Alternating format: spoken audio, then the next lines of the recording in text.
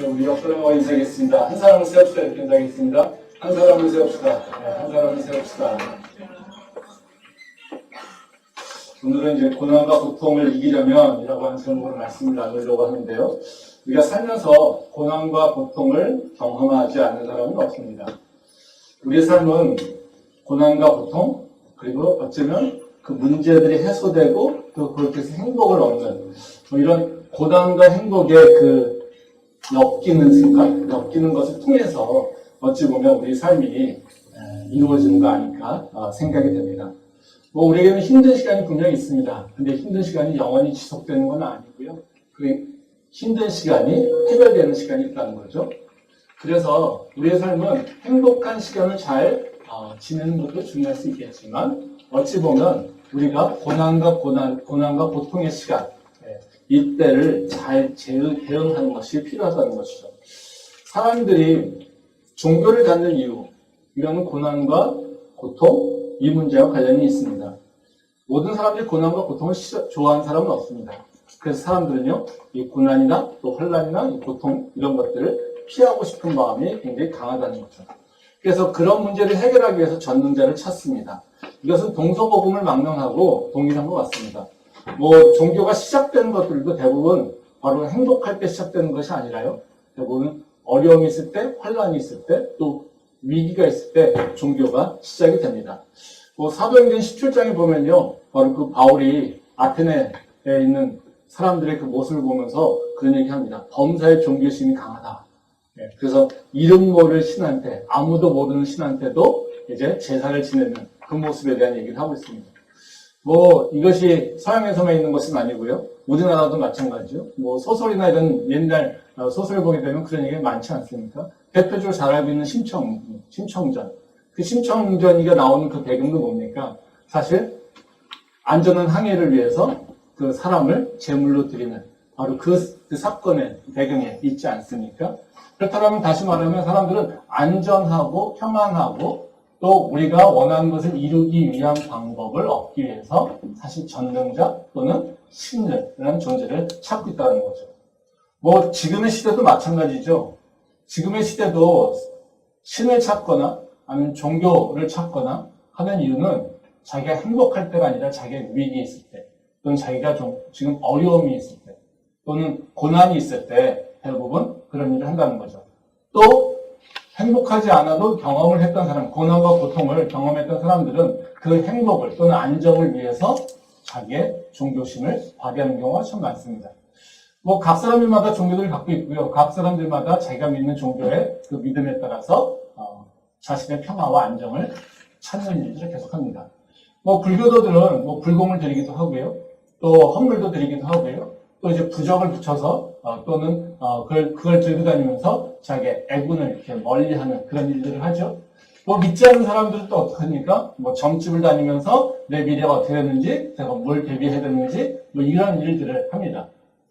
요새 청년들은 무슨 카드, 타로죠? 이런 거 치면서 내 미래를. 그래서 요새 청년들도 이렇게 사주 또 같이 본다고 얘기를 하더라고요. 이런 일들을 하고 있다는 것이죠. 또 교회 다니는 사람들 마찬가지입니다. 내 삶이 안정되고 평안하기 위해서 열심히 기도도 하고요. 또 하나님 말씀에 따라 살려고 하기도 하고요. 이런 일들이 다 뭐냐면 고난과 고통을 없애고 오히려 행복과 성공을 추구하는 모습에 있다는 거죠. 근데 문제는요. 아무리 우리가 착하게 살고 열심히 종교 생활을 해도 고난과 고통은 온다는 겁니다. 피할 수 없다는 거죠. 우리가 열심히 신앙생활해서 평안을 얻고 항상 이렇게 행복한 시간만 가질 수 있다면 아마 종교에 모든 사람이 기이할 거예요. 근데 아무리 열심히 살고 종교적인 열심이 있다 하더라도요, 고난과 고통은 옵니다. 그것이 하나님의 말씀이죠. 그 대표적인 게 뭡니까? 욥기 아닙니까? 욥기를 보게 되면요, 그 욥은 어떤 모습입니까? 아주 선한 사람이에요. 착하고요. 또 믿음도 좋았던 사람이에요. 부족할 게 없었던 사람이에요. 근데 그런 사람에게 고난이 찾아오게 된다는 거죠.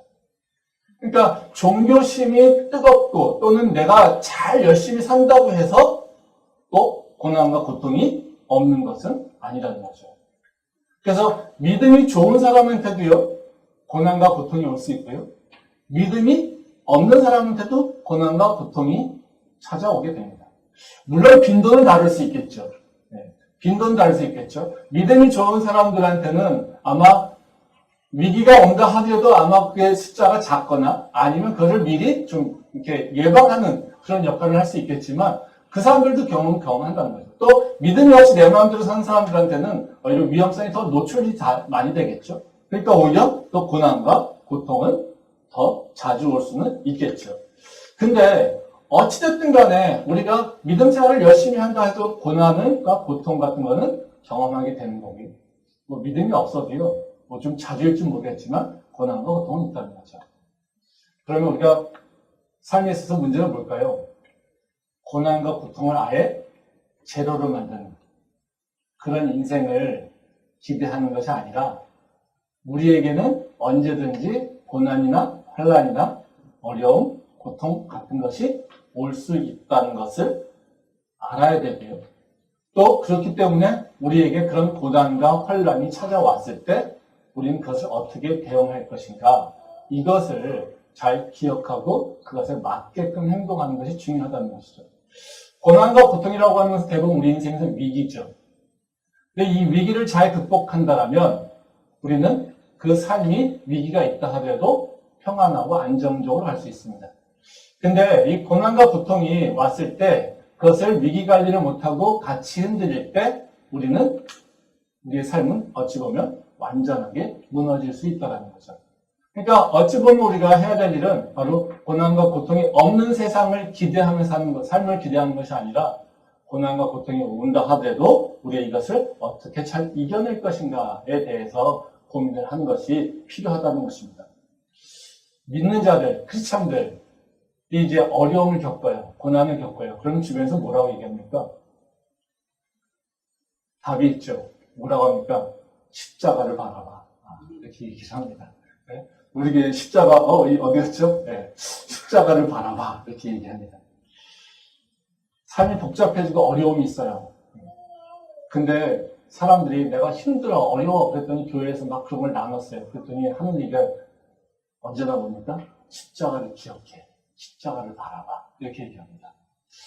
좀 삐딱하게 생각해보면요.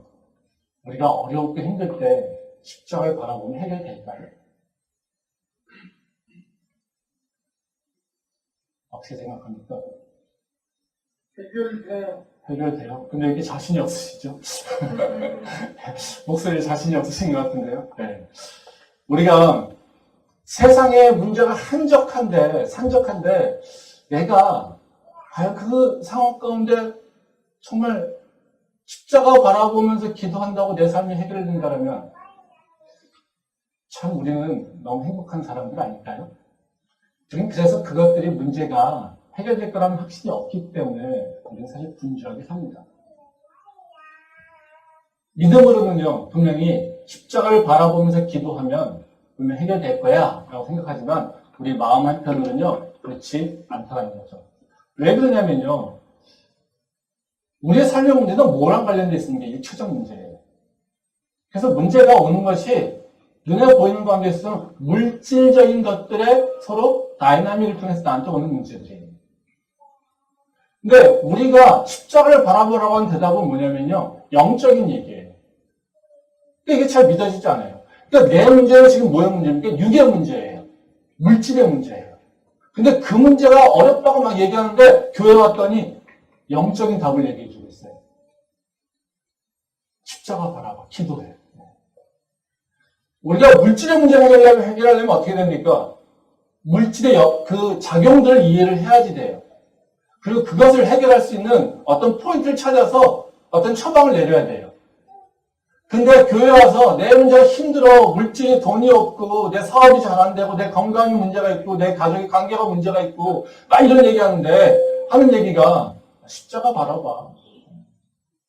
이 얘기를 하고 있어요. 믿음이 좋은 분들, 이분들한테는 그게 답이 될 수 있어요. 과거에 그런 것들을 체험하고 그 영적인 능력들을 경험하면 그게 답이 될 수 있어요. 근데요, 그렇지 않고 내가 물질적인 것에 되게 몰입되어 있는 상태, 이 상태에서는요, 문제가 있을 때 십자가를 바라보라고 하는 것은요, 답이 안 된다는 거죠. 십자가가 어떻게 정말 물질의 문제를 해결할 수 있을까? 십자가가 바로 내 일체의 문제를 해결할 수 있을까? 십자가를 바라보는 내 관계의 문제를 해결할 수 있을까? 정답을 할 수 있다는 겁니다. 왜냐면요, 육의 문제는요, 영으로도 해결할 수 있고요. 영의 문제가 육의 문제를 발현시키고요. 또 영의 문제가 해결되지 않을 때 우리의 육의 문제까지도 우리는 꼬이기 때문에. 즉, 우리는 영과 육의 사람이기 때문에 물질의 문제만 해결한다고 해서 되는 것이 아닙니다. 우리 인생은요, 영의 문제와 육의 문제가 서로 엮여 있기 때문에 그렇다는 거죠. 오늘 읽은 말씀은요, 이 사도 바울의 얘기입니다. 사도 바울이 고난과 환난을 많이 당한 건 다 알고 계시죠. 오늘 읽은 말씀이 바로 고린도 교회 성도들에게 내가 엄청나게 고난과 고통을 당했어. 근데 그 고난과 고통을 당했어로 끝나는 것이 아니라요. 근데 내가 그것을 다 이겨냈어. 그리고 내가 지금도 고난과 그 고통 가운데 있지만 나는 아직도 소망을 끊이지 않고 하나님을 믿고 따라가고 있어. 이것을 설명하고 있는 거예요. 근데 여기 보게 되면요. 바로 사도 바울이 그 고난과 환난 가운데 십자가를 계속해서 기억하면서 가고 있어요. 그래서 오늘 제가 이 말씀을 통해서 십자가가 고난과 고통 가운데 있을 때 우리한테 어떤 의미겠습니까? 고난을 받고 지금 환난을 당하고 있어서 아픔 가운데 있는 자들에게 십자가가 어떤 의미를 가져가줍니다. 또 어떻게 십자가가 그들에게 바로 그 고난을 이겨낼 수 있는 힘을 만들어주는가, 이 부분에 대해서 같이 한번 생각을 해보려고 합니다. 그래서 구체적으로 십자가를 통해서 십자가가 이 고난 가운데 있는 자들에게 어떤 의미를 갖고 있는지, 그리고 그걸 통해서 우리가 어떻게 세임을 얻을 수 있는지, 바로 그 메커니즘에 대해서 한번 생각을 좀 해보려고 합니다. 첫 번째로요, 고난과 고통 가운데 있는 사람들에게 십자가는요, 뭘 얘기하고 있냐면요, 고난과 고통 가운데는 분명한 목적이 있다고 얘기하고 있어요. 그러니까 모든 고난에는요, 바로 그에 맞는 목적이 있다는 것을 다시 기억하라고 얘기한다는 겁니다. 말씀 보겠습니다. 고린도서 1장 6절 말씀입니다. 우리가 환난당하는 것도 너희가 위로와 구원을 받게 하려는 것이요, 우리가 위로를 받는 것도 너희가 위로를 받게 하려는 것이니 이 위로가 너희 속에 역사하여 우리가 받는 것 같은 고난을 너희도 견디게 하느니라. 이 말씀은 이제 사도 바울이 자신이 받고 있는 고난과 고통을 어떻게 이해하는지를 잘 보여주고 있습니다. 이제 사도 바울은 자신이 당하고 있는 이 환난이 뭐라고 하냐면요, 분명하게 목적이 있다는 걸 얘기합니다. 그러니까 지금 뭐라고 합니까? 자신의 환난을 통해서 뭐라고 합니까? 고난을 당하는 성도들에게 위로와 구원을 얻게 하려 한다라고 얘기하고 있어요. 그러니까 지금 사도 바울은 내가 지금 고난과 환난을 왜 당하고 있습니까? 아무런 이유가 없습니까? 아니에요. 내가 받고 있는 환난을 통해서, 내가 받고 있는 고통을 통해서 지금 뭐를요? 성도들에게 위로와 구원을 얻게 하려고 한다는 거죠. 이것은 다시 말하면요, 사도 바울의 고난 가운데 자신이 어떻게 이것을 이겨냈는지를 잘 설명해 주고 있어요. 내가 고난받는 것, 이것에서 나는 빨리 헤어나오고 싶어. 또는 내가 받는 고통에서 빨리 헤어나오고 싶어. 이것이 사도 바울은 목적이 아니었어요. 즉, 자신이 받고 있는 고난이라고 하는 것을 분명히 이해하고 있다는 거예요. 그 고난 가운데는 분명한 특성이 있는데 그 고난에는 품고 있는 목적이 있다는 거예요. 고난이 나한테 온 이유가 있다는 거예요.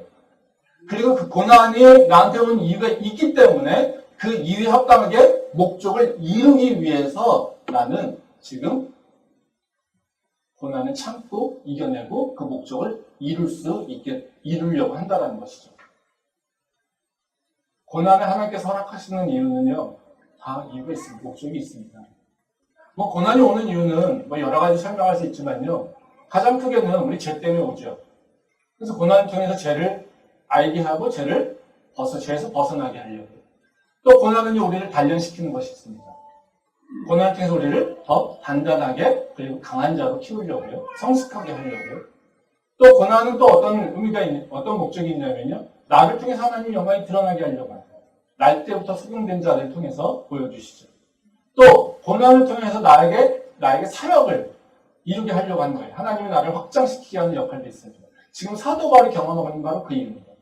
내가 고난당하는 것은 내 주변 사람들에게 복음을 전할 수 있는 통로가 되게끔 하기 위해서 하신 경우도 있어요. 뭐 이유가 어떻든지 간에요. 바로 모든 고난에는요.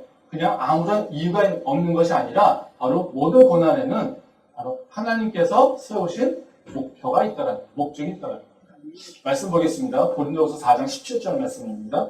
우리가 잠시 받는 환난에 경한 것이 지극히 크고 영원한 영광에 중한 것을 우리에게 이루게 함이니 말씀 한번 더 보겠습니다. 시편 119편 71절입니다. 고난당한 것이 내게 유익이라 이로 말미암아 내가 주의 율례들을 배우게 되었나이다. 여러분 다 이제 고난에 대한 얘기잖아요. 그러니까 고린도후서 4장에 보면 우리가 잠시 받는 환난에 경한 것. 그러니까 이 환난은 별로 그렇게 중요하지가 않아. 왜냐하면 그 뒤에 크고 영원한 영광인 것이 있기 때문에. 그러니까 지금 이 말씀에 보면 사도 바울이 자기가 많은 고난과 고통을 당하고 있지만 그걸 이길 수 있는 이유가 있죠. 왜요? 지금 고난이 나한테는 커. 그렇지만 나한테는 이 고난 뒤에 더 큰 영광이 있어요. 이 고난과 환난이 나한테 되게 클 수 있겠지만 나는 그것만 바라보는 게 아니라 더 큰 하나님의 영광을 지금 기대하고 있어요. 지금 사도 바울은 뭘 보고 가는 거예요? 고난 뒤에 있을 맺어질 열매가 크다고 하는 것을 바라보고 가고. 또 이 시편 기자도 뭐라고 합니까? 고난당한 것이 뭐라고 합니까? 내게 유익이랍니다. 왜요? 이 고난을 통해서 자기는 뭘 배우고 있어요? 하나님의 율법을 배우게 됐다는 거죠. 즉 고난을 통해서 하나님과 더 가까워지게 됐다고 하는 것을 얘기하고 있어요.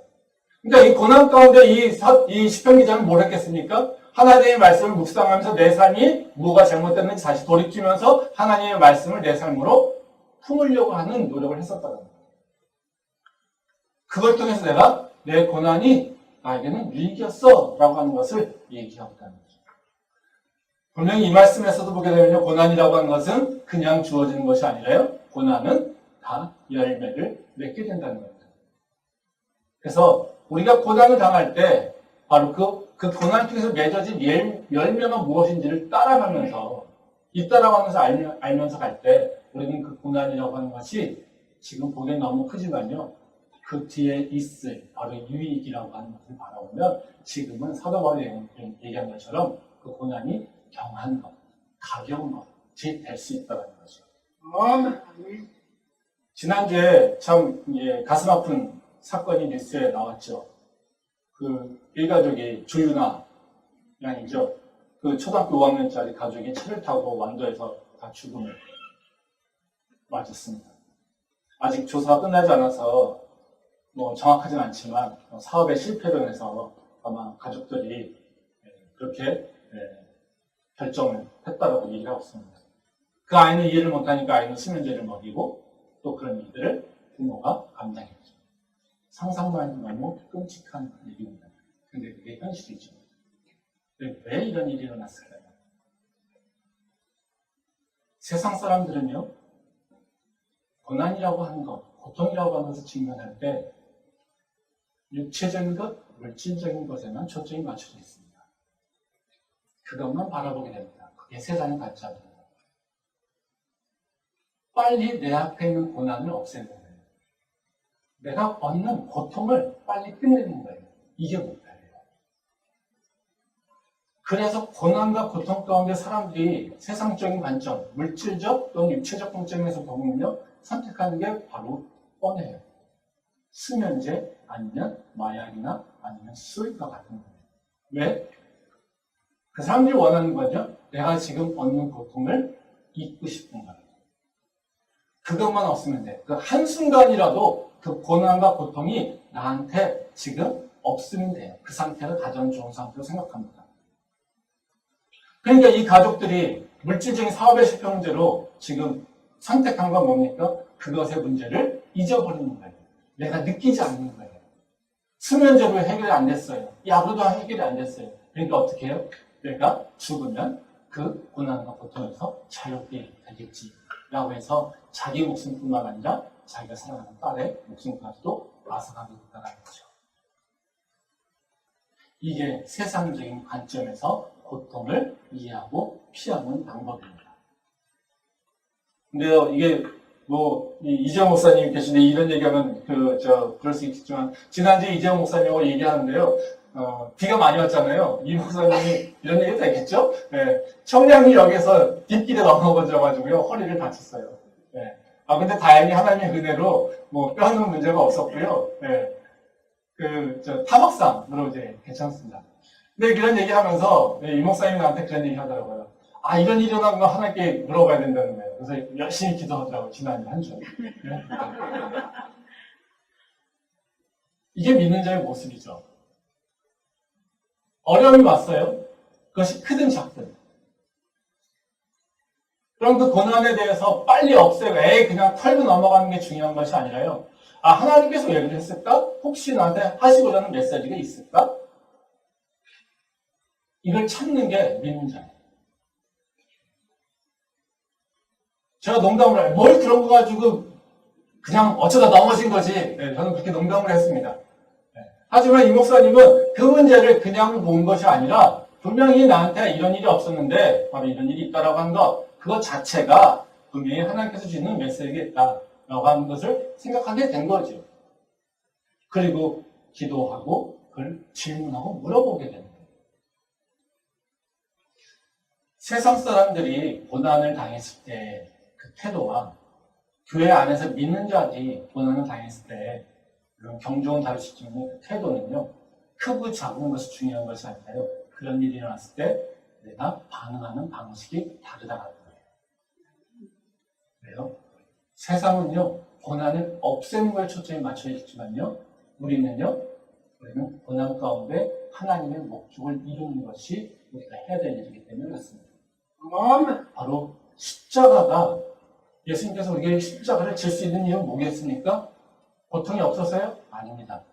예수님이 그 십자가를 질 수 있는 이유는요, 바로 그 십자가를 통해서 우리의 생명이 살기 때문에 그렇습니다. 그 십자가의 고통이 목적이 예수님을 벌하는 것이 있는 것이 아니라 바로 예수님을 통해서 모든 인류에게 새로운 생명을 주기 위해서 구원을 이루시려고 하는 거예요. 지금 사도 바울이 뭐라고 합니까? 나의 고난을 통해서 성도들에게 위로와 구원을 얻게 하려고 하신다. 바로 뭘 기억하고 있습니까? 예수님께서 우리를 위해서 죽으신 그 십자가의 고통은 다른 데 목적이 있는 것이 아니라, 그 고난의 목적이 있는 것이 아니라 바로 그것을 믿는 자들에게, 고백하는 자들에게 위로와 그리고 새 생명을, 구원을 얻게 하시려는 목적이 있다는 거죠. 우리가 지금 겪고 있는 고난에도요, 분명히 목적이 있습니다. 물론 그것이 모를 수 있습니다. 하지만 우리가 목적이 있음을 알고 따라가려고 할 때 우리는 그것을 이길 수 있는 힘도 얻을 수 있습니다. 그런 지혜가 우리에게 있기를 소망합니다. 두 번째로요, 십자가가 고난과 고통을 당하는 자들에게 어떤 의미가 있냐면요, 그 고난과 고통을 당하는 자들은요, 십자가를 제대로만 바라봐도요, 위로를 받고요, 그 고난을 이겨나가려고 하는 새로운 힘의 동력을 얻을 수가 있습니다. 그게 십자가의 능력이에요. 말씀 보겠습니다. 고린도후서 1장 5절 말씀입니다. 그리스도의 고난이 우리에게 넘친 것 같이 우리가 받는 위로도 그리스도로 말미암아 넘치는도다. 사도 바울이 이제 자신들의 고난을 받은 것, 이것을 뭐라고 하냐면요, 사도 바울이 내가 고난을 받으면서 나는 뭘 경험했냐면 위로를 넘치게 받았어. 이거예요. 그리고 이 위로가 다 누구 때문에 왔다는 겁니까? 그리스도로 말미암아 왔다고 얘기한다는 거예요.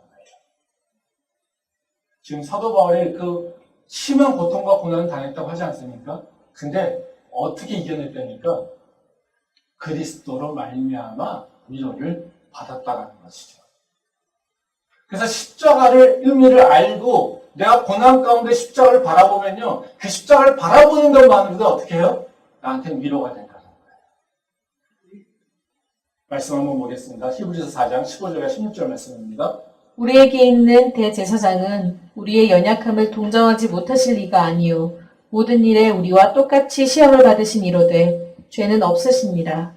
그러므로 우리는 긍휼하심을 받고 때를 따라 돕는 은혜를 얻기 위하여 은혜의 보좌 앞에 담대히 나아갈 것입니다. 이 말씀은 이제 십자가를 지신 예수님이 어떤 모습인지를 보여주고 있죠.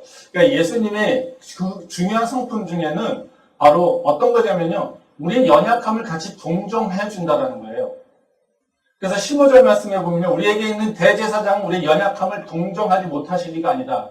그러니까 우리가 힘들고 아파하고 막 고난 가운데 있을 때, 야, 네 죄 때문에 그래. 아이고, 그렇지. 잘 됐지. 너 빨리 그거 겪어야 돼. 이렇게 비난하시는 분이 아니라는 거예요. 아, 우리가 아파하고 힘들어할 때, 그래, 뭐가 아프냐? 이런 분이 아니라는 거예요. 어떤 분이요? 바로 연약함을 동정하시는 분이라는 거예요. 근데 이 동정이라고 하는 말을 좀 이해할 필요가 있습니다. 우리가 동정이라고 하는 심퍼시, 마음을 같이 한다라고 얘기하잖아요. 근데 예수님께서 우리에게 주신 동정이라고 하는 건요, 그냥 마음을 그냥 나눈다? 마음을 공감한다? 이런 차원이 아니에요. 이 말씀은요, 원래 동정이라고 하는 것이 옛날 한글판에는요, 뭐라고 번역되어 있냐면, 체휼이라고 하는 말이 되어 있습니다. 사실 이 원어 해석이 때로는 동정, 때로는 체휼이라고 하는 그 말로 번역이 됩니다. 동정과 체휼은 달라요. 동정은요, 심적 동감이에요. 아, 네가 아파? 아, 아프겠다, 이거예요. 근데 체휼은요, 육체까지도 오는 거예요. 내가 아파? 야, 너를 보니까 내 마음도 아파, 내 몸도 아파, 이런 거예요.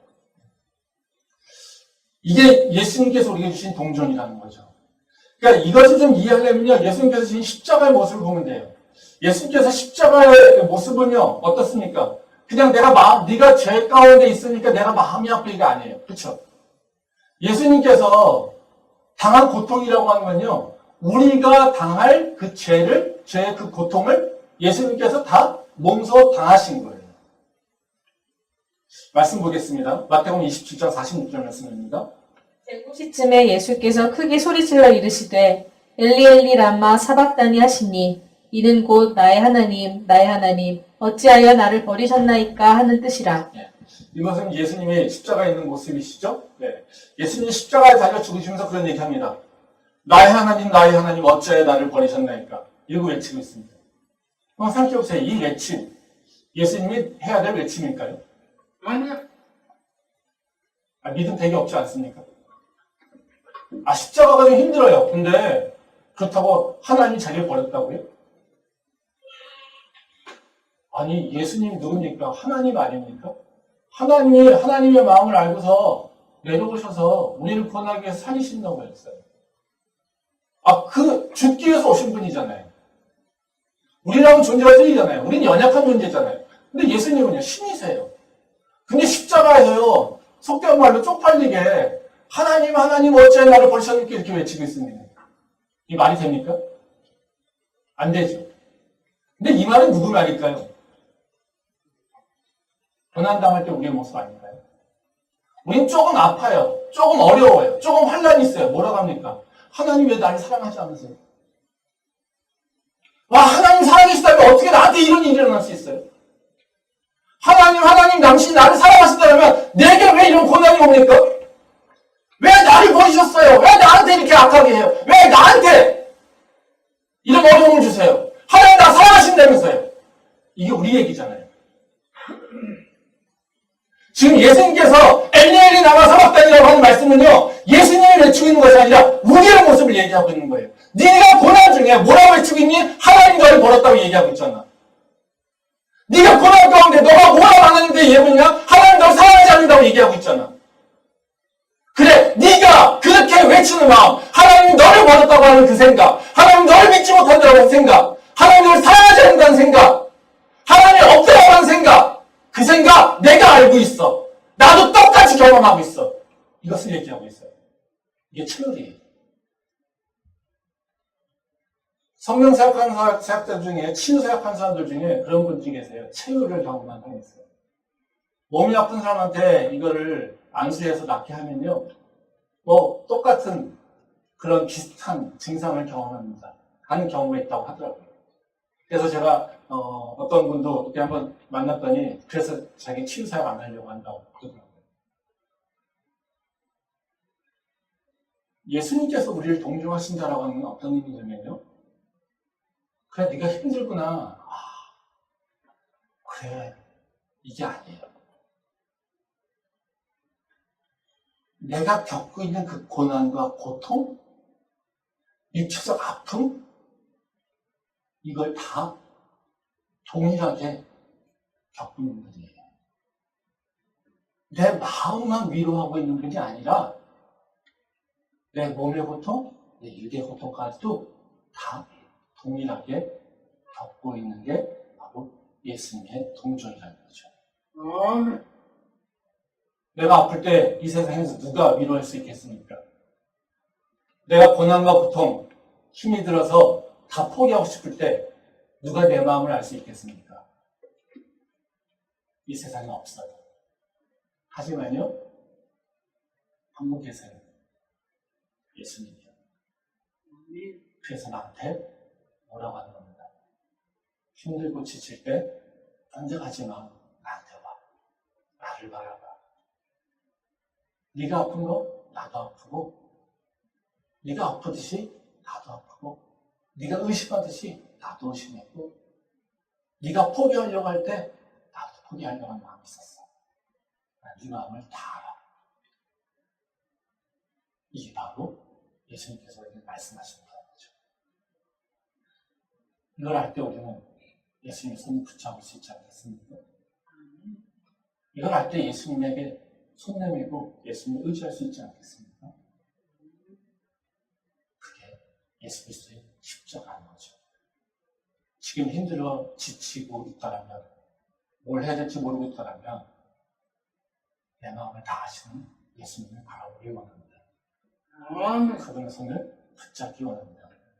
그러면 그 고난과 고통을 이길 수 있는 새 힘을 얻을 수 있습니다. 그 은혜가 우리 안에 있길 소망합니다.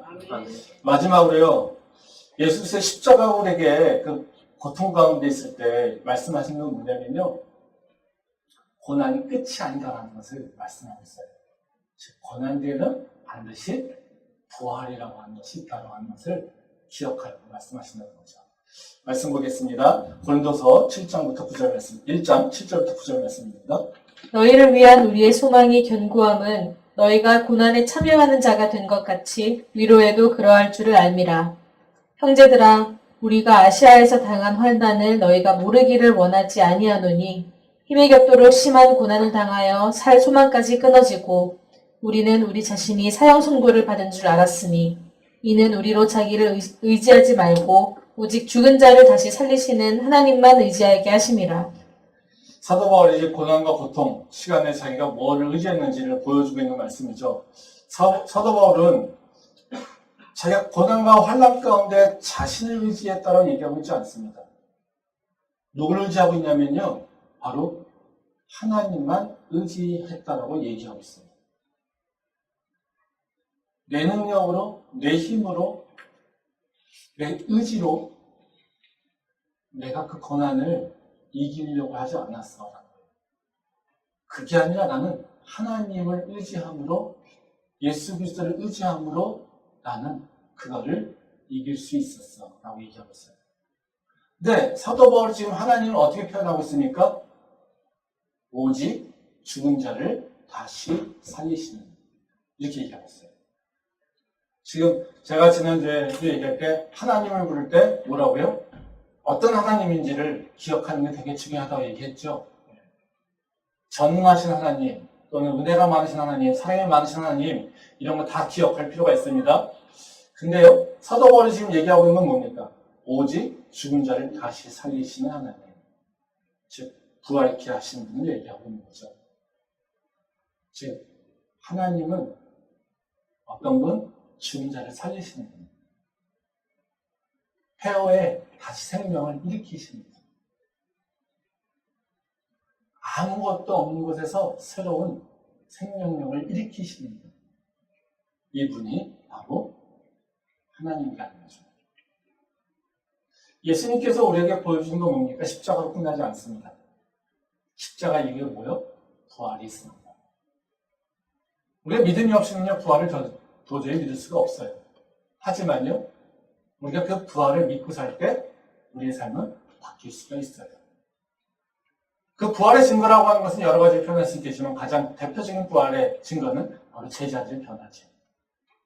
믿지 않던 도마가 바로 예수님의 만나고 나서 부활을 경험하고 완전 바뀝니다. 예수님을 부인했던 베드로 완전히 바뀝니다. 예수님을 죽이려고 했던 바로 그 바울, 하멜색 도상에서 예수님을 만난 후에 그 인생은 완전히 바뀝니다. 왜요?